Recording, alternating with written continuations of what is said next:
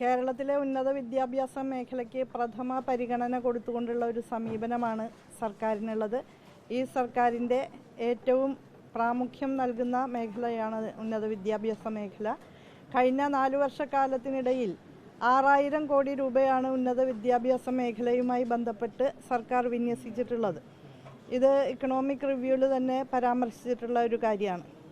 ആ നിലയിൽ ലോകോത്തര നിലവാരത്തിലുള്ള അടിസ്ഥാന സൗകര്യങ്ങളും അക്കാദമിക ഗുണമേന്മയുമെല്ലാം കേരളത്തിലെ ഉന്നത വിദ്യാഭ്യാസ മേഖലയിൽ സാധ്യമാക്കിക്കൊണ്ട് പ്രതിഭാശാലികളായ നമ്മുടെ കുട്ടികളെ ഇവിടെ തന്നെ പഠിക്കാനുള്ള അവസരം സൃഷ്ടിച്ച് കൊടുക്കുകയും അതോടൊപ്പം തന്നെ രാജ്യത്തിനകത്തും പുറത്തുമുള്ള ഇതര കേന്ദ്രങ്ങളിൽ നിന്നുള്ള കുട്ടികളെ കൂടി കേരളത്തിലേക്ക് ആകർഷിക്കുകയും ചെയ്യുക എന്നുള്ളതാണ് നമ്മൾ മുന്നോട്ട് വയ്ക്കുന്നതായിട്ടുള്ള ഒരാശയം. ബഹുമാനപ്പെട്ട മുഖ്യമന്ത്രി പറഞ്ഞിട്ടുള്ളതുപോലെ കേരളത്തെ ഉന്നത വിദ്യാഭ്യാസ മേഖലയിലെ ഒരു ഇൻ്റർനാഷണൽ ഹബ്ബാക്കി മാറ്റുക എന്നുള്ളതാണ് പ്രഖ്യാപിതമായിട്ടുള്ള ലക്ഷ്യം. ഇപ്പോൾ സ്വകാര്യ സർവകലാശാലകൾ ആരംഭിക്കുന്ന വിഷയവുമായി ബന്ധപ്പെട്ട കാര്യമാണ് നിങ്ങൾ പരാമർശിക്കുന്നത്. അത് ഇപ്പോൾ ബജറ്റിൽ പ്രഖ്യാപിച്ചൊരു കാര്യം മാത്രമല്ല, കഴിഞ്ഞ 2 വർഷങ്ങളായിട്ട് അതിനെക്കുറിച്ചുള്ള ആലോചനകൾ സർക്കാർ പൊതുസമൂഹത്തിൽ തന്നെ മുന്നോട്ട് വച്ചിട്ടുണ്ട്.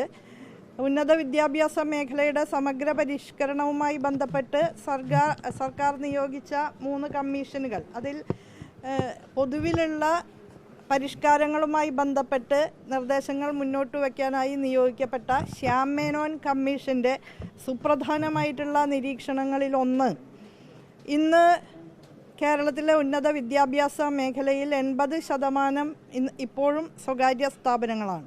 20% മാത്രമാണ് ഗവൺമെൻറ് മേഖലയിലുള്ള സ്ഥാപനങ്ങൾ. പൊതു എന്ന് പൂർണ്ണാർത്ഥത്തിൽ വിശേഷിപ്പിക്കാവുന്ന സ്ഥാപനങ്ങൾ 20%. സർക്കാർ എയ്ഡ് നൽകുന്ന എയ്ഡഡ് സ്ഥാപനങ്ങളായും എയ്ഡ് നൽകാത്ത അൺഎയ്ഡഡ് സ്ഥാപനങ്ങളായും 80% ഉന്നത വിദ്യാഭ്യാസ സ്ഥാപനങ്ങൾ കേരളത്തിൽ പ്രവർത്തിക്കുന്നുണ്ട് ഇപ്പോൾ തന്നെ. അവയിൽ പലതും മികച്ച അടിസ്ഥാന സൗകര്യവും അക്കാദമിക ഗുണമേന്മയും ഉള്ളവയാണ്. നാഷണൽ അക്രഡിറ്റേഷൻ പ്രോസസ്സുകളിലും NIRF റാങ്കിങ്ങിലുമെല്ലാം മികച്ച പ്രകടനം കാഴ്ചവെക്കുന്ന നല്ല അടിസ്ഥാന സൗകര്യങ്ങളുള്ള ഒട്ടേറെ സ്വകാര്യ വിദ്യാലയങ്ങൾ, പ്രത്യേകിച്ച് എയ്ഡഡ് സ്ഥാപനങ്ങൾ നമ്മുടെ സംസ്ഥാനത്തുണ്ട് എന്നുള്ളത് ഒരു യാഥാർത്ഥ്യമാണ്. അവയുടെ സേവനം കൂടുതൽ വിപുലീകരിക്കാൻ സഹായകരമായ വിധത്തിലാണ് സ്വകാര്യ സർവകലാശാലകളെക്കുറിച്ചുള്ള ആലോചന മുന്നോട്ട് വയ്ക്കുന്നത്.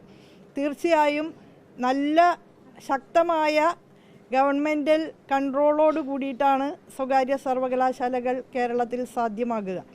ഇന്ന് സ്വകാര്യ സർവകലാശാലകൾ കേരളമൊഴിച്ച് എല്ലാ സംസ്ഥാനങ്ങളിലുമുണ്ട്. അപ്പോൾ നമുക്കും ഈ മാറിയ കാലത്ത് വലിയ മത്സരാധിഷ്ഠിതമായിട്ടുള്ള ഒരു ലോകത്ത് കുട്ടികൾക്ക് കൂടുതൽ മെച്ചപ്പെട്ട വിദ്യാഭ്യാസ സാഹചര്യങ്ങൾ ഒരുക്കുന്നതുമായി ബന്ധപ്പെട്ട് കാര്യങ്ങൾ ചിന്തിക്കുമ്പോൾ തീർച്ചയായിട്ടും സ്വകാര്യ സർവകലാശാലകൾ അവയുടെ ഗുണമേന്മ ഉറപ്പുവരുത്തിക്കൊണ്ട് ഇവിടെ സാധ്യമാകുകയാണെങ്കിൽ അത് നല്ലതാണ് എന്നുള്ള രൂപത്തിലാണ് ശ്യാം മേനോൻ കമ്മീഷൻ റിപ്പോർട്ടും മറ്റ് പഠനങ്ങളും ഇതുമായി ബന്ധപ്പെട്ട് നടത്തിയിട്ടുള്ള കോൺഫറൻസുകളും ഒക്കെ സൂചിപ്പിച്ചിട്ടുള്ളത്. അതിൻ്റെ അടിസ്ഥാനത്തിലാണ് ഇപ്പോൾ നമ്മളൊരു ഡ്രാഫ്റ്റ് ബില്ല് തയ്യാറാക്കിയിട്ടുണ്ട് സ്വകാര്യ സർവകലാശാലകളുമായി ബന്ധപ്പെട്ട്. അതിൽ സ്ട്രിക്റ്റ് ആയിട്ടുള്ള സ്റ്റേറ്റ് റെഗുലേഷൻ കേരളത്തിലുണ്ടാകും എന്നുള്ളതാണ് കേരളത്തിൻ്റെ സവിശേഷത.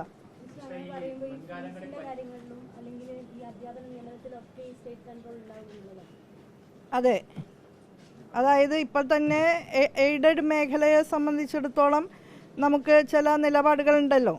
അപ്പോൾ ആ രീതിയിൽ ഗവൺമെൻറ്റിൻ്റെ കൺട്രോളിന് വിധേയമായിക്കൊണ്ടാണ് ഇത് സംഭവിക്കുക. ഇപ്പം തന്നെ കേരളത്തിൻ്റെ ഉന്നത വിദ്യാഭ്യാസ മേഖലയിൽ 80% സേവനങ്ങൾ ലഭ്യമാക്കുന്നത് സ്വകാര്യ വിദ്യാഭ്യാസ സ്ഥാപനങ്ങളാണ്.